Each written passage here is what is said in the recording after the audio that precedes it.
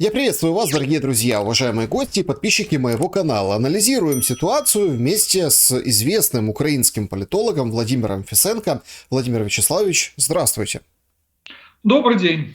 Владимир Вячеславович, начать наш разговор я хочу с Дня России. Точнее, с поздравления Медведева, где он как это слово некультурное, в общем, присобачил в фотошопе на Майдане Независимости российский флаг и, мол, сказал, что скоро будем брать Киев. Почему в такой тональности, да, я начинаю этот, скажем так, наш разговор? Исключительно из-за того, что пошли вот официальные подтверждения взятых населенных пунктов в ходе начала наступления вооруженных сил Украины.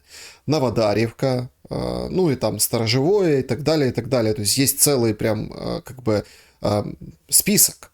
Но вот какая-то странная логика получается. Такое ощущение, что абсолютно другая реальность в Кремле, у Медведева, у этой когорты людей, которые мы называем российские элиты.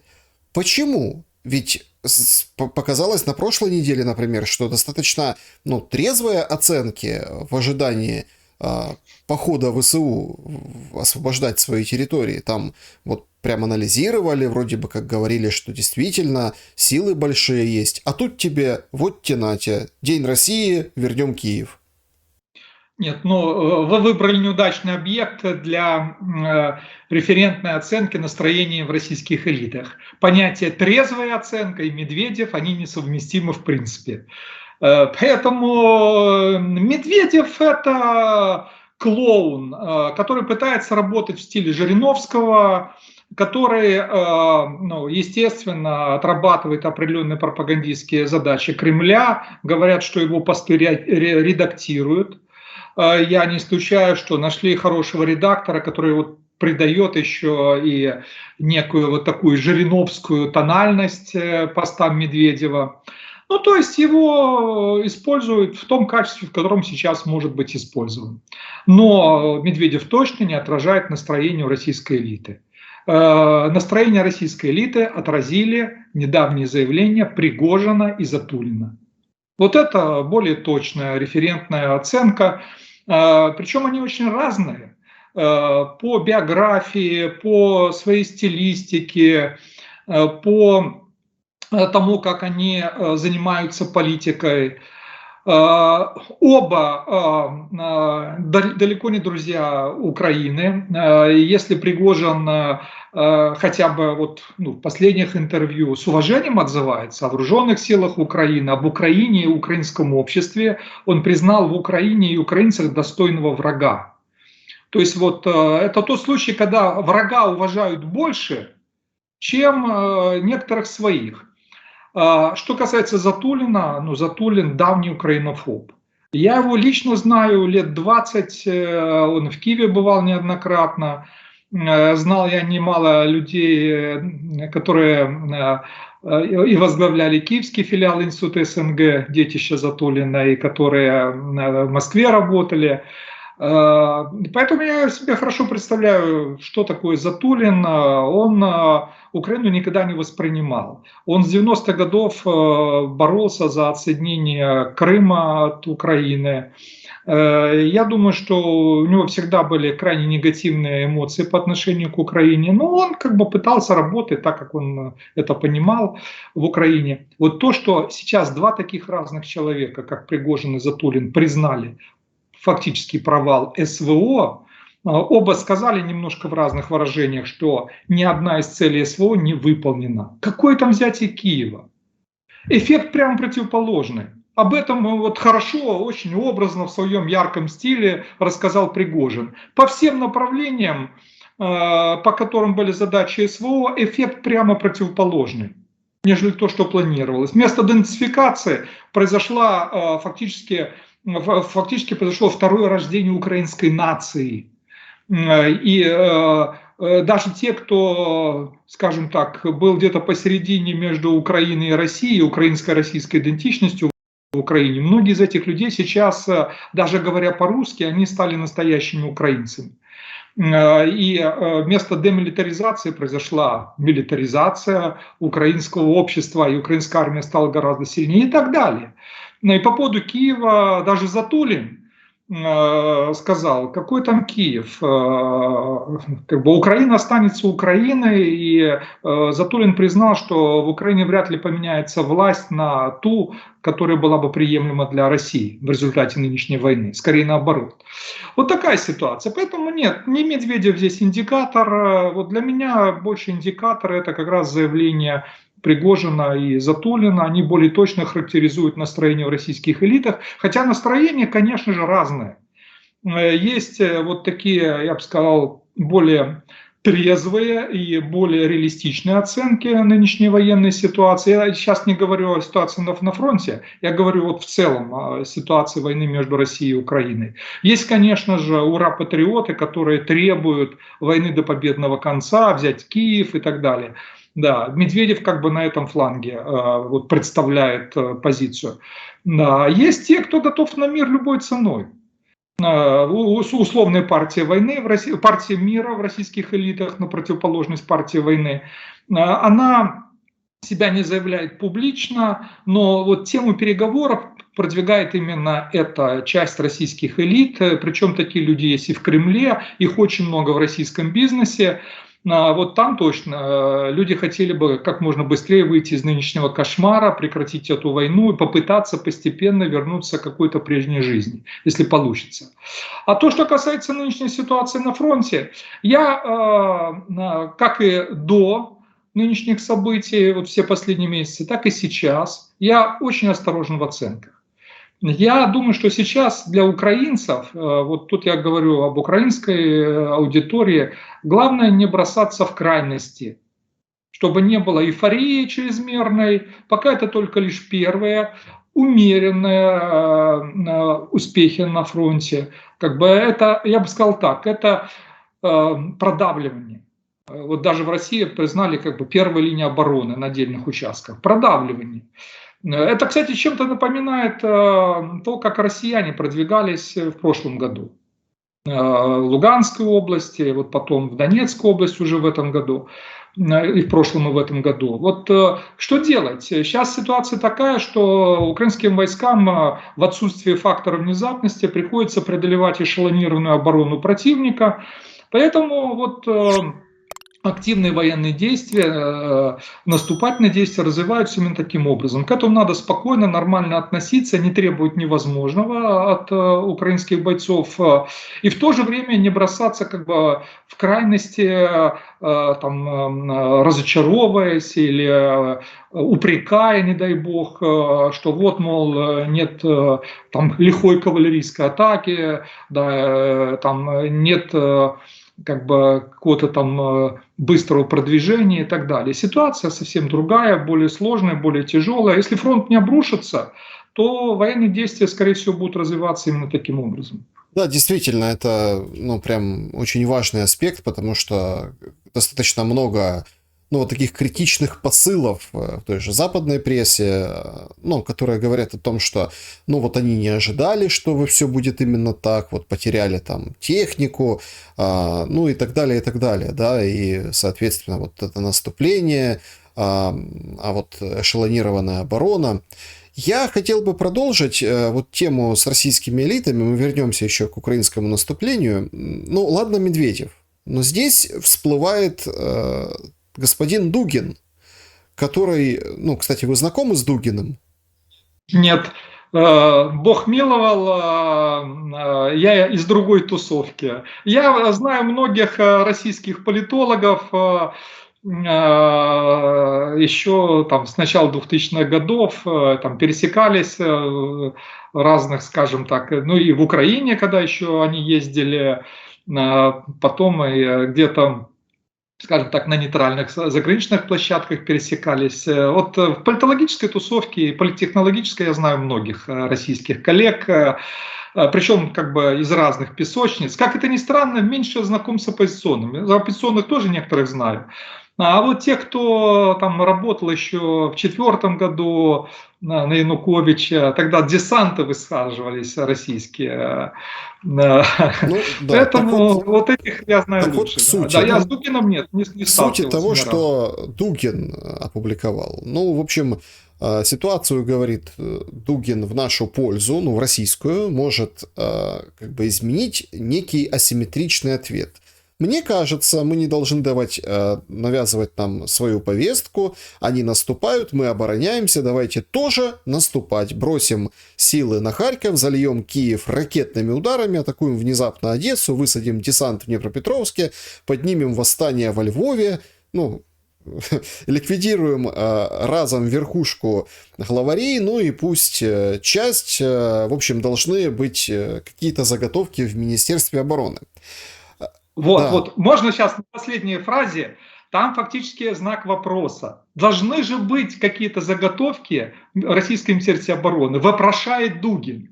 Тональность вот этого заявления, которое вы процитировали, она ведь в чем заключается? Недовольство в нынешней ситуации. Как же так? То мы наступали, а теперь опять украинцы наступают, да. Это нас не устраивает, мы должны ударить, мы должны как бы наступать. Но это настроение вот как раз партии войны. Кстати, более, скажем так, реалистично мыслящие представители этой партии, например, Пригожин, который реально воевал, который знает военную ситуацию, как воюют украинцы, он ведь оценивает гораздо более объективно, насколько тяжело воевать с украинцами. А Дугину легко там, в Москве или в Подмосковье вот, высказывать свои такие планы, точно так же, как и Медведеву там, в своих имениях. Поэтому, знаете, каждый видит себя стратегом, видя бой со стороны. Вот точно так же и Дугин с Медведевым. Ну вот и часть этих вариантов, которые описал Дугин, слушайте, ну это вот это восстание во Львове. Вот даже эта фраза показывает, насколько неадекватно человек представляет себе ситуацию в Украине. Ведь они точно так же, почему они обломались в феврале-марте прошлого года? Потому что абсолютно неадекватно оценивали ситуацию внутри Украины, ситуацию с Зеленским, там его поведение, украинскую армию неадекватно оценивали, настроение в украинском обществе. И вот эта неадекватность, она остается. Поэтому вот эти вот фразы про восстание во Львове, то, что там пытались убить часть верхушки, так пытались и раньше.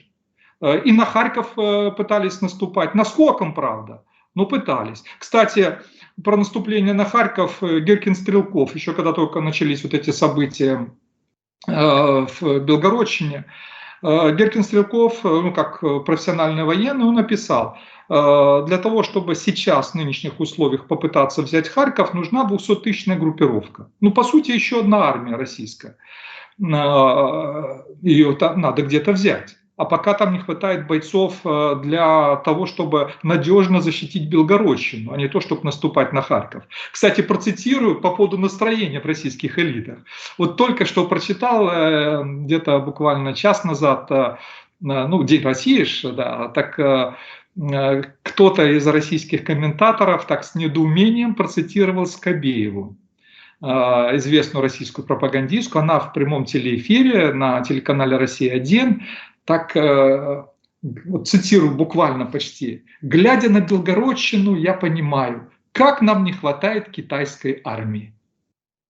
Вот вам оценка, да, не российской, китайской армии.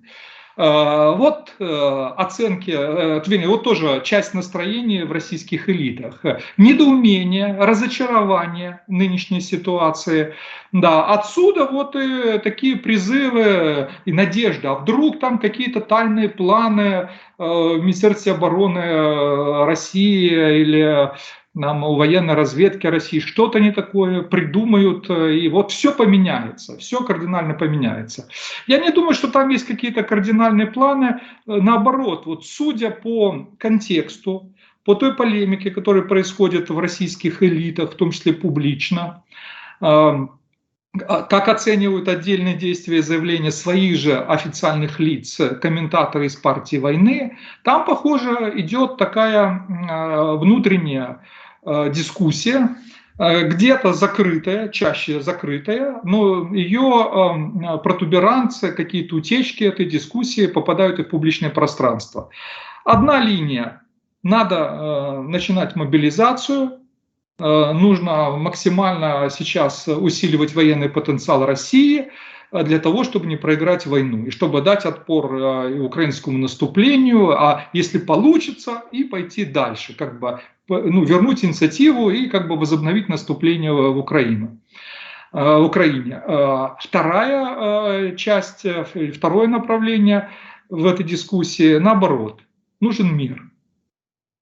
Вот тоже процитирую, один из комментаторов сегодня российских написал тоже в раздражении, причем в таком злобном раздражении, что-то не видно эффективности от миротворческой миссии Китая.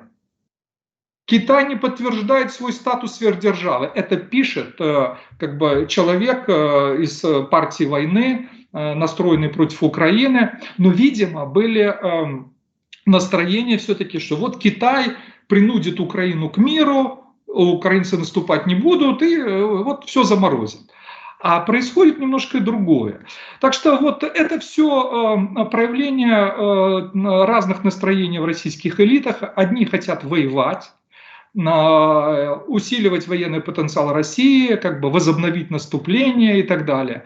А другие, наоборот, понимают, что ситуация тупиковая, и надо из этой ситуации как-то выруливать через переговоры. Сейчас не готовы к переговорам, это даже Песков признал. Но это диагноз, который, в принципе, был очевиден еще в мае, в апреле. Тут ничего нового не произошло, несмотря на китайские усилия. Я еще раз подчеркну, и у вас, я уже это говорил и раньше, реальные переговоры начнутся не раньше осени, а может быть только к концу года. Сейчас нет. Но тем не менее сторонники переговоров в России есть. А вот Путин, вот это интересно, по оценкам российских комментаторов, ну, тех, кто как бы не слишком, может быть, заангажирован в том или ином лагере, либо пытается там какую-то собственную линию проводить, вот они оценивают это как некий ступор. Либо Путин просто не принимает ни одну из сторон и действует по инерции. Как бы. И война действительно идет во многом по инерции со стороны России. С нашей стороны иногда тоже, периодически. Но вот со стороны Путина точно. Путин не пытается предпринимать каких-то экстраординарных действий, делать чего-то радикального не в плане усиления войны, не в плане там, начала какой-то активной мирной подготовки, подготовки к переговорам. Так это, возможно, он есть расчет на то, что там украинский там, наступательный потенциал иссякнет, украинцы закончатся, ну а как бы российская армия, где закрепилась, там и продержится. Нет, ну надежда, конечно, есть не только на это. Я думаю, такие расчеты тоже присутствуют. Кстати, с нашей стороны тоже есть похожие расчеты. Они были раньше, я напомню, по поводу ракет, как у нас много обсуждали. Когда же закончатся российские ракеты? Ну, в большом количестве, да, они закончились, запасы. Но Россия наладила производство новых ракет и как бы периодически бьет по Украине этими ракетами. Может быть, не в таких объемах, как раньше, плюс шахеды. Поэтому я бы на это ставку не делал. Ни с нашей стороны, и россияне, я думаю, тоже вряд ли делают главную ставку именно на то, что украинцы там закончатся, иссякнут, и, там, или техника военная закончится. Я думаю, главная ставка у Путина, она на затягивание войны до президентских выборов в США, на усталость западных элит, на смену власти, во-первых, в США, а может быть и произойдут постепенно как бы процессы, устраивающие Россию и в Западной Европе, когда к власти придут как бы политики, которые будут делать ставку на мир любой ценой. Вот такие расчеты точно есть в России. Но, во всяком случае, разные источники, причем из разных лагерей, указывают именно на это, что Путин в своей стратегии затягивания войны, он делает ставку именно на международную конъюнктуру, на ее изменения в пользу России, ну и на то, что Соединенные Штаты будут больше зациклены на противостоянии с Соединенными Штатами, им будет не до Украины. Ну и плюс усталость от войны, конечно, на Западе. Вот на это, да, ставка делается точно. Понятно, что здесь первую скрипку вот сейчас в военном смысле играет там отсутствие или наличие авиации. Все-таки мы констатируем факт, что вооруженные силы Украины пошли в наступление без авиации. Сейчас звучат призывы, в том числе от украинского МИД, Германию, другим странам, нарастить поставки бронетехники, танков, ну, мол, нужно больше.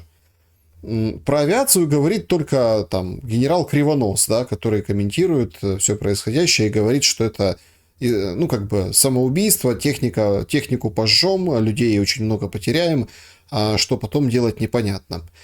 Как вот разобраться, опять-таки, не выбирая какую-то там сторону, на чем вы сделали акцент, то ли тотальный оптимизм, то ли просто упадок? Крайности. Это не выбор стороны, это отбрасывание крайностей, которые будут для нас Ну вот как, не контрпродуктивны. выбирая, не впадая в крайности, да, вот здраво оценить вот эту ситуацию. То есть мы, получается, сделали задел на тоже такое долгое наступление, или наоборот, это прощупывание для решающего удара, который может быстро все изменить? Я не думаю, что... Я, конечно, не военный эксперт и не претендую на роль военного эксперта, не собираюсь оценивать все нюансы военной ситуации, это не моя специализация. У нас хватает разных военных экспертов. Правда, некоторые, я скажу откровенно, не буду называть фамилии, некоторые, ну, скажем так, больше занимаются, ну, скажем так, субъективными какими-то трактовками, нежели реальной военной экспертизой. Ну, это так, к слову. Но, да, и, кстати, больше уже пытаются выступать в роли политических экспертов, нежели военных, и вот и тут они начинают там такие ляпы делать, что не дай бог. Ну, это так, к слову. Что касается авиации. Еще раз подчеркну, я не военный эксперт, но насколько я знаю, в том числе по публичной информации, вот беспилотники играют большую роль и в войне на Донбассе, и сейчас на запорожском направлении, в том числе с российской стороны. Нет активного использования российской авиации. Она используется, кстати, как и наша. Используется авиация, да, но ограниченно. Я думаю, что средства ПВО с одной и с другой стороны достаточно сильны. Поэтому я когда слышу, ну тем более, ну вот вы вспомнили про Кривоноса. Вот мне кажется, это тот пример, когда есть обида да, на нынешнее политическое руководство, кстати, на военные тоже похоже, да. Есть комплекс недооцененного эксперта, военного специалиста. Вот я бы там мог, я бы вам показал, если бы я был на этих должностях.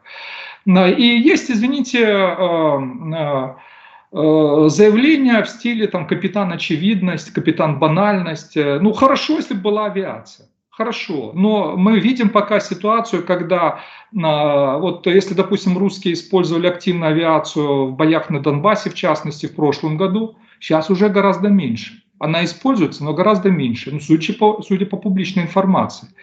Может быть, там военные скажут иначе, но вот то, что я слышу, читаю, нет активного использования авиации. Я думаю, это связано с тем, что ПВО укрепилось. У россиян, кстати, и были средства ПВО неплохие, фронтовые средства. И у нас, я думаю, ситуация стала лучше. Поэтому, конечно, было бы прекрасно, если бы у нас была авиация. Было бы прекрасно, если бы вот как бы это прикрывало, ну, если бы наступление украинских войск прикрывалось сверху, если бы еще были штурмовики, которые бы атаковали российские позиции. Прекрасно, но их нет в достаточном количестве. Авиация на самом деле у нас есть. Украине удалось сохранить авиацию, часть нам самолетов еще подкинули союзники, ну, советские самолеты, но тем не менее авиация есть. Заметьте, удалось восстановить, я не знаю, потому что информация секретная, но судя по даже последним сообщениям, когда россияне били по аэродрому, вот последний раз в Полтаве, перед этим, по-моему, в Хмельницком, значит, удалось восстановить аэродромы. Хотя еще в прошлом году, в первые месяцы после начала войны, ну, ситуация была просто, ну, не скажу, что катастрофичной, но очень тяжелая. И я просто помню историю, когда начинали обсуждать про F-16, сразу же встал вопрос, а где они будут базироваться? потому что там должна быть длинная взлетная полоса и так далее. А сейчас, видимо, все-таки ситуация не такая критичная, она улучшилась, но россияне опять начали бить по аэродромам. Поэтому я не думаю, что сейчас именно авиация является решающим фактором. Я думаю, проблема главная в том, что у россиян эшелонированная оборона, минные поля, и надо искать какую-то нестандартную тактику. Вот вы про Дугина там вспоминали, он вопиет о нестандартных действиях. Ну, потому что понимает, что лобовым путем Украину не победить. Вот и нам тоже надо искать нестандартные тактические действия для того, чтобы взломать оборону россиян. Я так понимаю, что в принципе, сейчас в значительной мере вот атаки на разных направлениях — это прощупывание российской обороны, ее продавливание, попытка найти более слабые места. Если получится прорвать где-то оборону, ну вот там, возможно, будет направление главного удара. Но я допускаю, что удары будут наноситься в разных местах. Если, допустим, вот как сейчас происходит, россияне будут укреплять оборону на запорожском направлении, они туда перебрасывают резервы, то тогда наши могут активизировать, например, военные действия в Донецкой области. Это вполне возможно. Это, кстати, об этой тактике пишут и военные эксперты в России, и за рубежом. Вот я допускаю вот более такой вариант. То, что сейчас происходит, это такое медленное, тягучее продавливание российской обороны. Поэтому это, наверное, неизбежная ситуация. Так что я не думаю, что все дело в авиации. А дело вот в том, чтобы найти оптимальную тактику использования имеющихся военных ресурсов у Украины. Давайте плавно переходить к внутреннеукраинским вопросам, но начать я все равно хочу с международного, да, аспекта.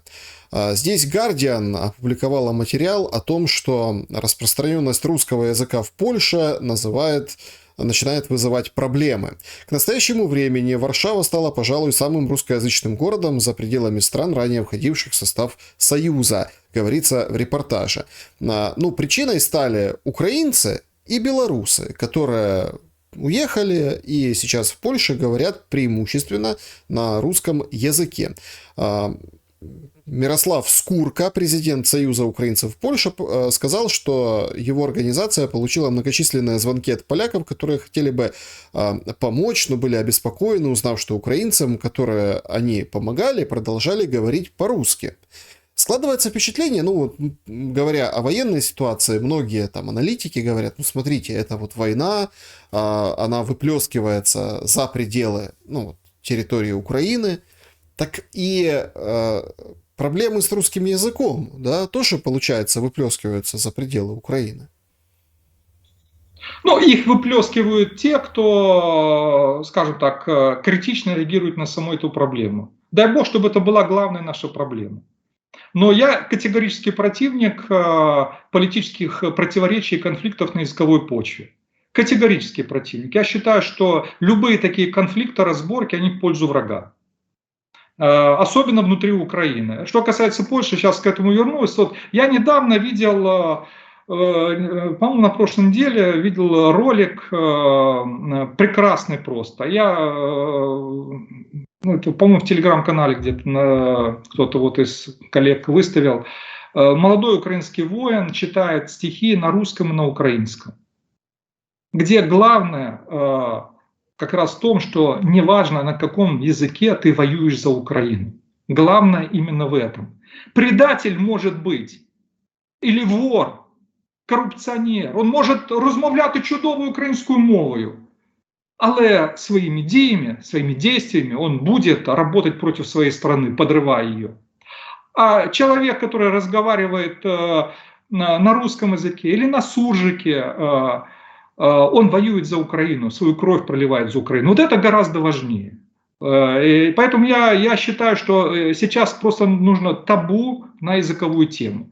Кто поднимает вот эту тему русского языка в Польше? Я допускаю так. Есть два источника. Это, во-первых, польские националисты, которых раздражает это, естественно, Тут они к украинцам, скажем так, не все, но вот такие наиболее крайние польские националисты к украинцам могут негативно относиться. Это и раньше, к сожалению, проявлялось. Сейчас уже меньше, но тем не менее это есть. А тут еще и на русском языке. А это повод. Повод покритиковать украинцев. Вот видите, мол, какие эти украинцы. Они на русском разговаривают. За что, мол, их любить, за что им помогать. А вторая группа – это как бы, ну, та старая диаспора еще украинская, которая была в Польше.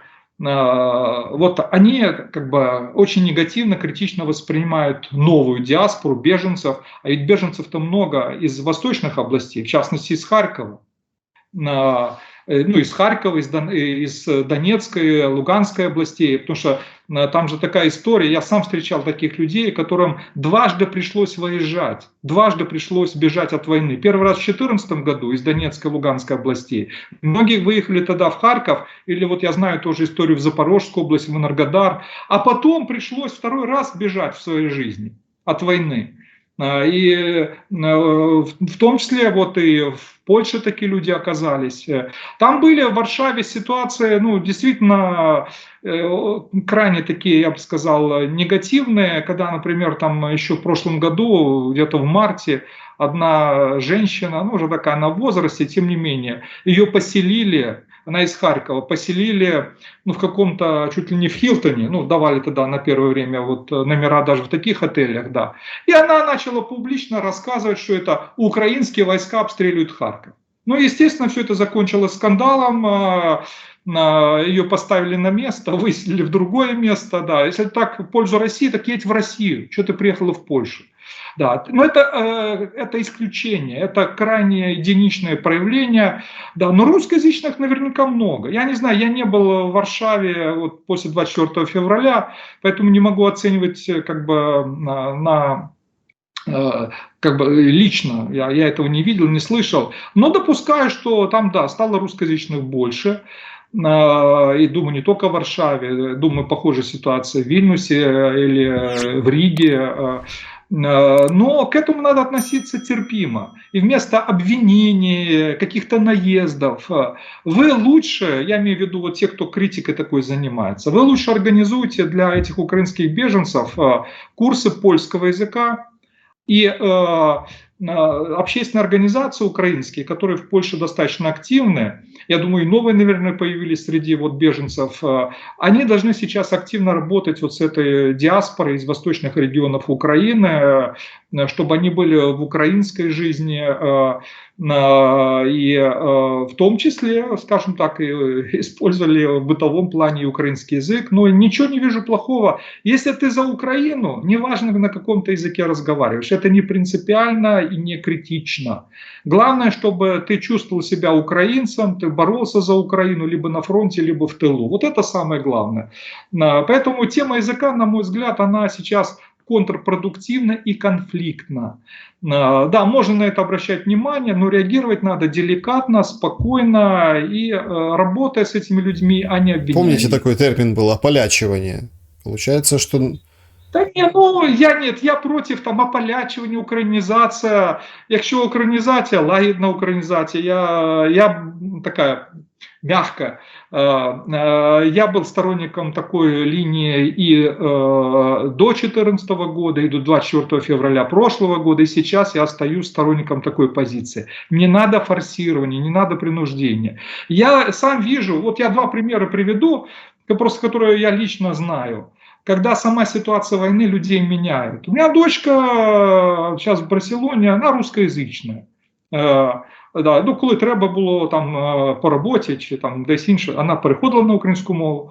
Да. Но русскоязычная, да. Тут сама, я был удивлен, с мамой разговаривает по-украински, там, с друзьями, с подругами и в интернете. Я был даже удивлен этому, но тем не менее, это вот влияние ситуации войны. Да, она активно участвовала и в антивоенных украинских акциях, в Барселоне.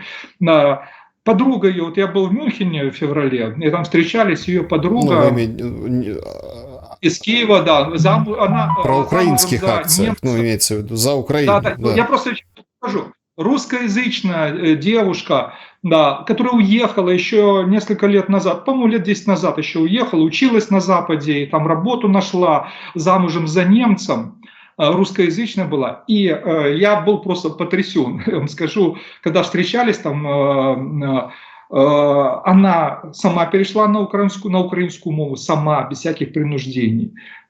Муж немець теж намагається, он по-русски говорит, но намагається розмовляти українською мовою.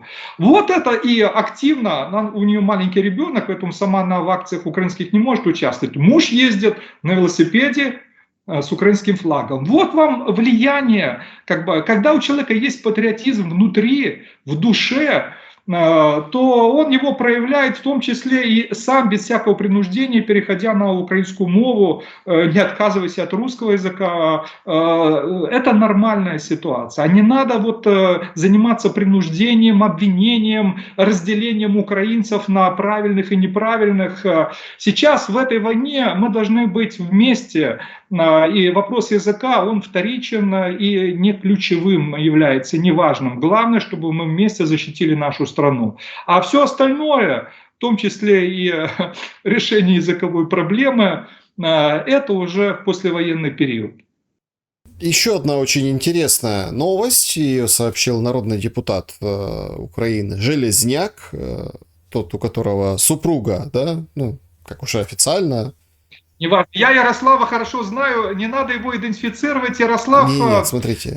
Он сам по себе. Тут дело не в супруге. Погодите, но имеется в виду, что очень часто Железняк первый, кто там дает определенные инсайты. И это связывают с супругой, потому что она в «Слуге народа». Александр, можно скажу? Не согласен с вами. Я назову вам два человека, которые чаще всего дают инсайды по Верховной Раде, и иногда не только по Верховной Раде, но и по Кабмину. Это действительно Ярослав Железняк. Тут надо дать должное его опыту. Он был в свое время представителем Кабмина еще до избрания депутата. Это когда Гройсман был премьером. Он работал как член команды Кабмина с Верховной Радой. Он хорошо знает кухню и там, и он очень хорошо, быстро работает в телеграм-канале. Тут дело не в супруге. Он сразу... Да, у него каналы есть в обоих лагерях. И в лагере оппозиции, у Порошенко, я просто напомню для тех, кто не знает, он из «Голоса», из фракции «Голос». Причем, такой там относительно нейтральный, не влезает в эти конфликты внутрифракционные, насколько я понимаю. Супруга, да, его из фракции «Слуга народа», это ему помогает. Но он и до оформления брака был одним из главных инсайдеров в Верховной Раде, потому что это человек, который контактирует со всеми. Другой такой пример приведу, у которого нет супруги из «Слуг народа». Леша Гончаренко. Леша Гончаренко из фракции. А у него есть вообще супруга? Что? У Гончаренко? Я тоже просто не знаю, поэтому... Не знаю, да. Я как-то да. Нет, у него, насколько я помню, наверняка есть супруга. Сейчас это еще до военные времена, имеется в виду до нынешней большой войны. Он уже, по-моему, был депутатом, да. Он уже еще с 2014 года депутат. Но я не помню, или в 17 году, у него, по-моему, ребенок родился. В Киеве, да, семья жила. Так что, да, я не знаю там текущее состояние его супружеской жизни, но супруга, дети есть, да. Ольга Ярославовна, да.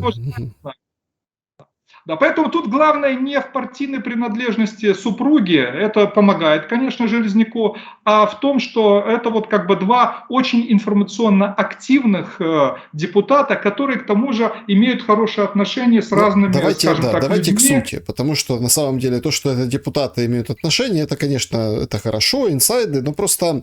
Смотрите, какая интересная ситуация была. Мы обсуждали достаточно продолжительный промежуток времени о том, что, Зеленский, да, обещал налоговые льготы, а вот теперь, получается, парламент голосует, и Зеленский вроде бы как не выполняет обещания, и, собственно, все свершилось с июля, да, забирают налоговую льготу, а тут Железняк пишет, что возвращение налогов на довоенный уровень с 1 июля не случится. Отмены налога льготного 2% не будет для первой и второй групп предпринимателей. Санкций за нарушение использования кассовых аппаратов не будет. Возобновления проверок не будет. И, есть определенная, ну, скажем так, отсрочка этого решения. На какой срок, правда, непонятно, но не 1 июля, которое вот приняли решение раньше. С чем это связано? Ведь это достаточно, ну, такой серьезный процесс. То ли на власть, ну, как бы общество, да, и предприниматели надавили. Есть масса петиций об отмене этого решения, есть выступления, есть критика. Что скажете вы? Ведь это прям целый не только экономический, а политический процесс.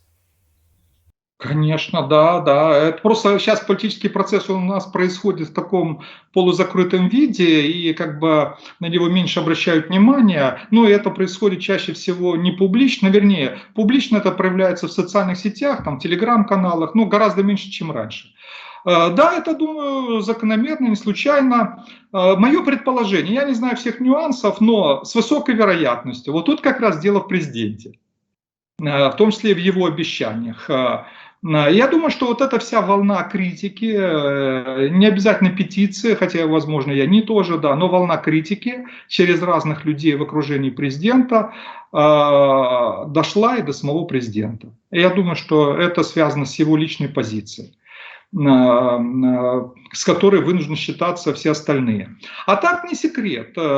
Я вижу, скажем так, две движущие силы возвращения большего налогового пресса. Вот вы упомянули, что бизнес, конечно же, это критикует, бизнесу никогда не нравится повышение налогов, да и большинству людей это вряд ли понравится. Хотя на самом деле как бы это делается в интересах бюджетников, плюс там это необходимость покрытия социальных расходов, сейчас еще расходов на армию, то есть тут своя логика есть. Но вот есть сторонники как бы возвращения к нормальной налоговой системе, к обычной налоговой системе, несмотря на войну. Кто это?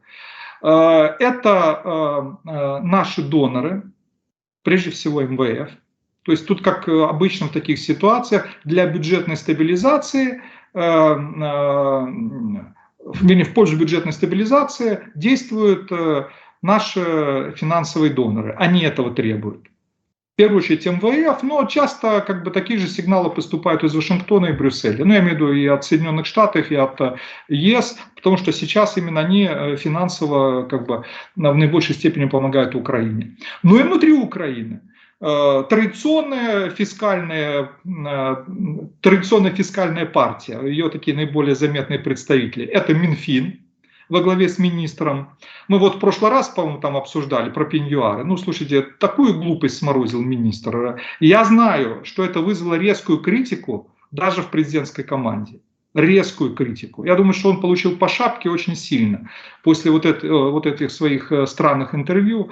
Но, тем не менее, министр финансов при любой власти, он всегда один из главных фискалов. Ему нужно наполнять бюджет, ему нужно стабилизировать бюджет, поэтому он всегда за то, чтобы налоговая система работала как можно более серьезно и эффективно.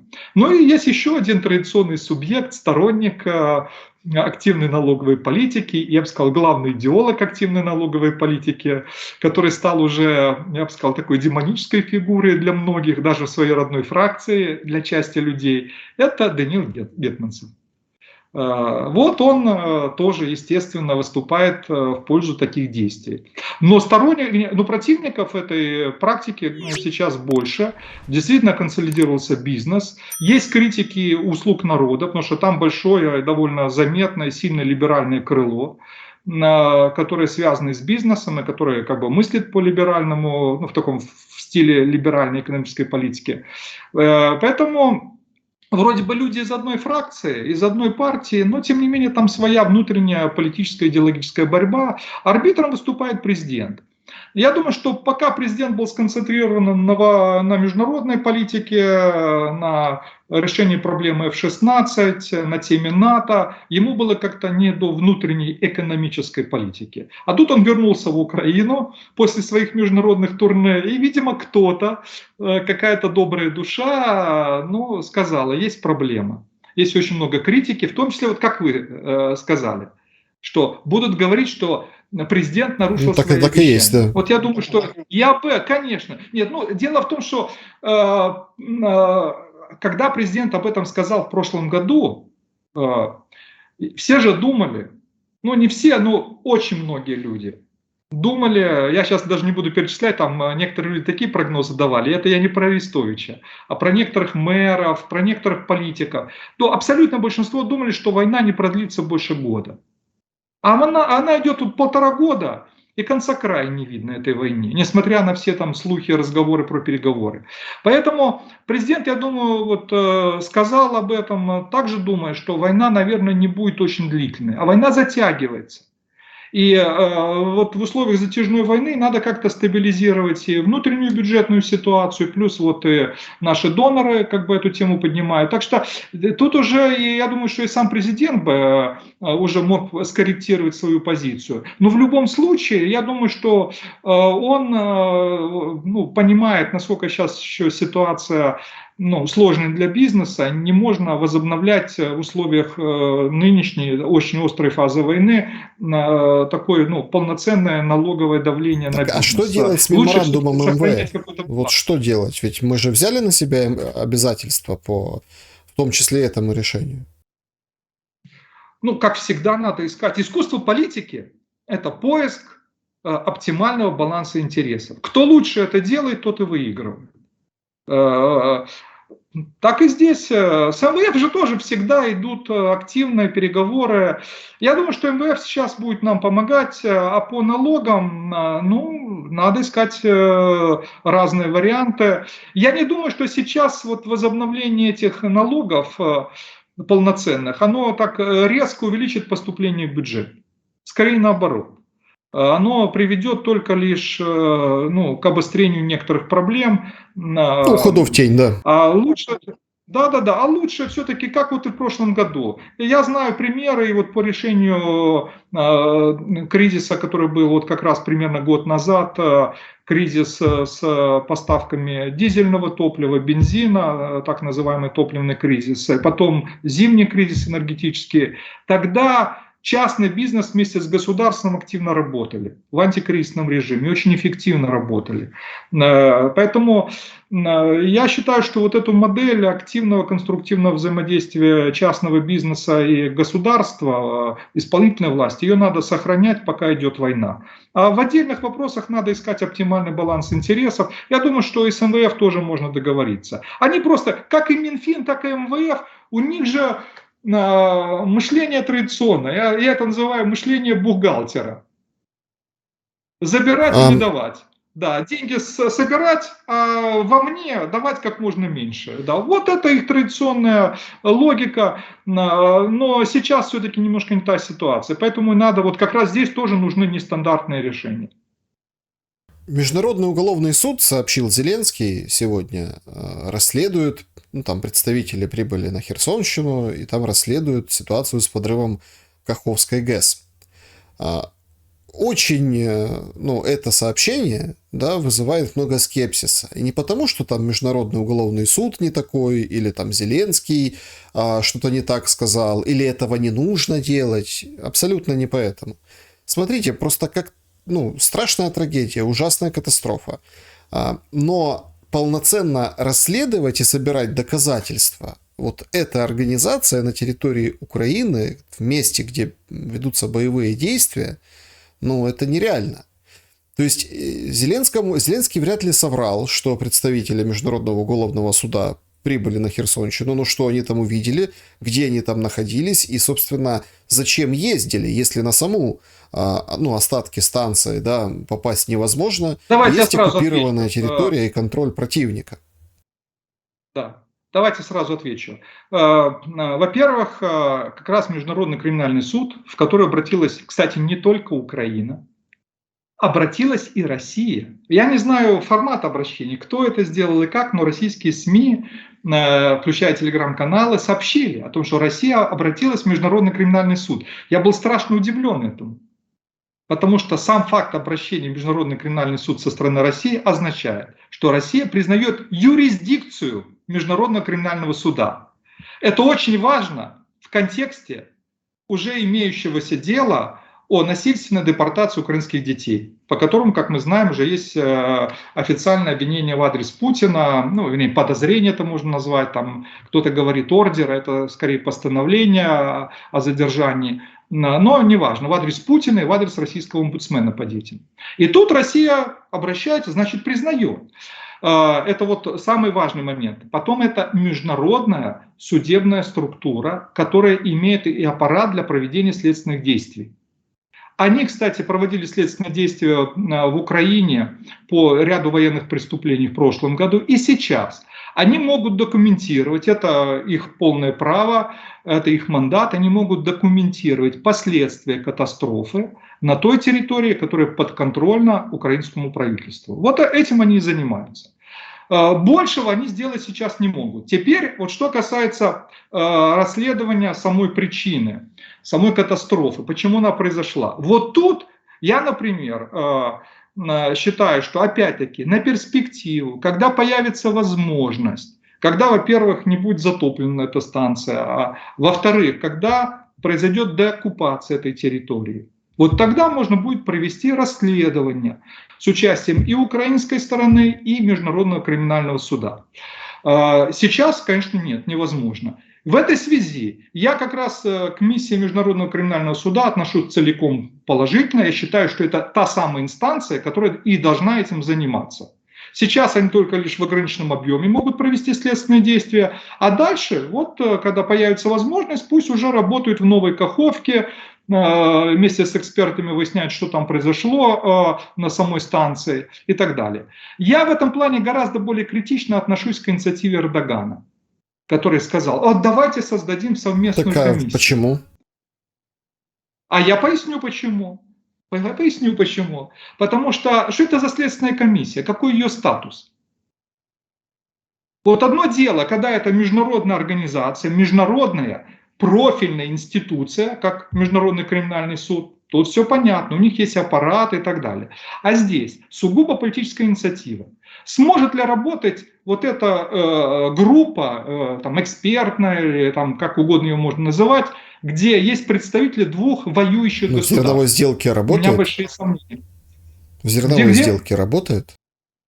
Подождите, там совсем иначе. Во-первых, там это на территории Турции. Это раз. Во-вторых, работают отдельно с Украиной и Россией. Отдельно, не вместе украинские и российские представители, а отдельно, параллельно. Во-вторых, насчет работают. Вы поговорите с людьми, с представителями нашего бизнеса, с представителями организаций, которые вывозят хлеб с Украины, зерно. И они вам расскажут чудовищные истории про то, как нарушаются все сроки проверки российской стороной. Все сроки. Когда они, по сути, устраивают итальянские забастовки, днями стоят корабли, не украинские корабли, а как, там, турецкие, там, разных стран мира, которые вывозят украинское зерно, россияне специально затягивают проверки, ну то есть делают максимум проблем для нас. Вот там как это работает в кавычках. При этом сейчас еще россияне могут сорвать эту сделку, но если только опять Эрдоган Путина не уломает. Да. Так что тут есть вопросы. Оно очень проблемно работает даже там, где все, казалось бы, контролирует Турция и на турецкой территории. А теперь, а вот как эта комиссия будет работать? Что россияне допустят нас и дадут возможность провести объективную экспертизу того, что произошло? Я сильно в этом сомневаюсь. Я напомню, у нас ведь уже были прецеденты. Ну, я как вот сейчас все говорят, что вот Гросси должен приехать на Запорожскую АЭС. Там работает миссия небольшая, по-моему, 3 человека, а вот МАГАТЭ. Но их тоже ведь не везде допускают. И они работают тоже в ограниченном масштабе. Это вот такой самый известный пример. А другой пример, про который уже забыли. В прошлом году, когда была трагедия, когда погибли в пожаре в месте заключения несколько десятков украинских военнопленных. Ну да, ВОЗ и ныне там, в Еленовке, да. Да, и что? тоже требовали наши, да, ООН, Международный Красный Крест, чтобы провели независимое расследование, никто никуда не допустил. Вот вам пример. Поэтому вот это объективное обстоятельство, почему это, а сейчас особенно в условиях активных боевых действий, как раз на запорожском направлении, как эта комиссия будет работать. Но самое главное, как бы, если даже отвлечься от этих обстоятельств, если бы была относительно спокойная ситуация, вот представим себе, что создали такую комиссию, и что на выходе получилось бы. Ну, во-первых, Эрдоган, вот, он был бы в выигрыше, единственный. И он бы получил рычаги давления как на украинскую, так и на российскую сторону. Но главное, вот я почти наверняка уверен, что в итоге произошло бы, потому что уже нечто подобное происходило в свое время с деятельностью СЦКК, напомню, тоже была структура, где были и российские, и украинские военные эксперты. Это был специальный центр по контролю за режимом прекращения огня в ОРДЛО в соответствии с Минскими соглашениями. В итоге это СЦКК почило в БОЗе. И вот тут наверняка по итогам расследования украинская сторона сказала бы одно, российская сторона сказала бы другое, международные эксперты сказали что-то третье. И все. И мы получили бы примерно такую же ситуацию, как сейчас, только еще более запутанную, еще более противоречивую. Я уже не говорю о том, как логистически обеспечить работу этой комиссии и так далее. Вот там допуск на объекты и тому подобное. Я, наверняка, и вот по Эрдогану. Вот, а что, Эрдоган будет заинтересован в работе этой комиссии, чтобы, скажем так, признать однозначно? Я сейчас не говорю, там, что там на самом деле произошло, как бы там вопросы есть. Уж точно не украинская сторона это взрывала. И даже военным путем обстрела невозможно было разрушить эту дамбу. Это признают, причем даже некоторые российские эксперты. Но неважно, там есть разные версии, что могло произойти. Подрыв или сочетание подрыва с напором воды и тому подобное. Ну вот теперь представим себе ситуацию, что начинает работать эта комиссия, и что Эрдоган будет выставлять обвинения либо в адрес Украины, либо в адрес России. Я сильно сомневаюсь. А если он будет против того, чтобы, допустим, там, вот представим себе, нашли действительно доказательства подрыва. Машинный зал был заминирован, даже по российским данным. Да, вот нашли доказательства. И что, вот турецкая сторона признает, что Россия виновата? Да я как-то сильно в этом сомневаюсь, потому что туркам нужно сохранить хорошие отношения и с Россией, и с Украиной. В том числе и в контексте будущего мирного урегулирования. Поэтому я очень скептически отношусь к этой идее. Вот Международный криминальный суд и в ситуации, когда будет деоккупирована эта территория, вот прекрасно. Вот это будет реальная возможность провести расследование. А по комиссии Эрдогана, заметьте, кстати, не случайно и украинская, и российская сторона без энтузиазма отнеслась к предложению Эрдогана. Это вот лишний раз подтверждает, что никто не хочет играть в игру Эрдогана и прекрасно понимают, не будет согласия, единства по итогам этого расследования. Финальный вопрос нашей сегодняшней встречи. Друзья, подпишитесь, поставьте лайк, напишите, что думаете вы. Он, на самом деле, можно прям отдельную, там, и не одну программу записывать только исключительно, да, вот с политической точки зрения, да, вот даже не экспертной, о том, какие последствия разрушения ГЭС. Но я хочу сосредоточиться, буквально на там одном аспекте в финале нашей сегодняшней встречи. Черепа времен Второй мировой.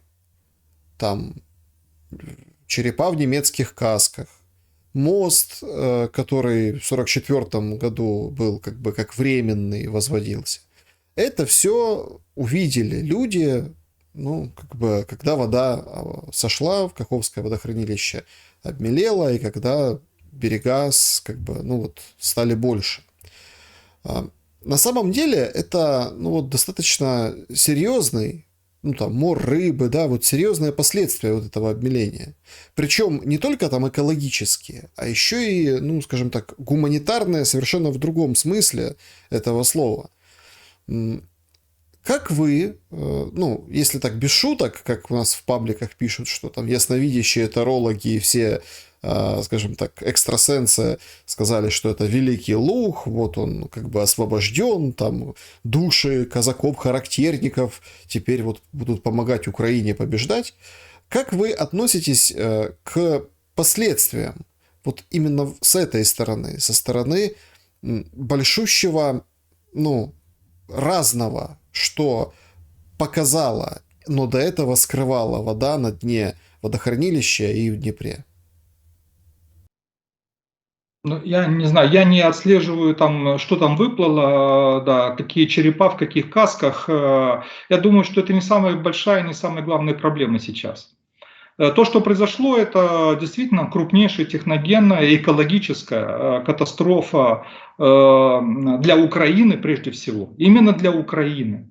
Но и для Европы, для Причерноморья. Это крупнейшая техногенная экологическая катастрофа после Чернобыля. Вот это. А аспектов тут много. Меня больше волнует не свидетельства прошлого, которые всплыли.